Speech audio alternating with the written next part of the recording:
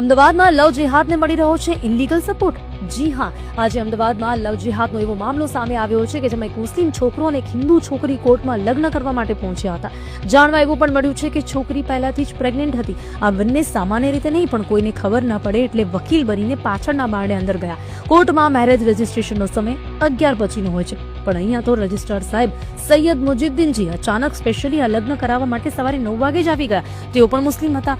આ રજિસ્ટ્રાર સૈયદ મુજીદ્દીનજીએ છોકરીના પેરેન્ટ્સને પણ અંદર નથી આવવા દીધા અને છોકરાને સપોર્ટ કર્યો છે લગ્ન કરવા માટે। ઇનફેક્ટ છોકરી પ્રેગ્નેન્ટ હોવાથી ત્યાંના લોયરે રજિસ્ટ્રાર સૈયદભાઈને એ પણ કહ્યું કે પહેલા તો છોકરા પર કેસ કરવો જોઈએ, પણ એવું પણ કંઈ ના થયું। સ્થાનિક લોકો અને કોર્ટના ઘણા લોયર્સે એવું પણ જણાવ્યું છે કે આ રજિસ્ટ્રાર સૈયદ મુજીદ્દીને એવા ઘણા લગ્ન કરાવવામાં મદદ કરી છે। સમગ્ર મામલાની ખબર પડતા વીએચપી અને બજરંગ દળના લોકો ત્યાં પહોંચ્યા હતા અને વિવાદ સર્જાયો હતો અને ત્યારબાદ આ લગ્નને રોકવામાં આવ્યા હતા।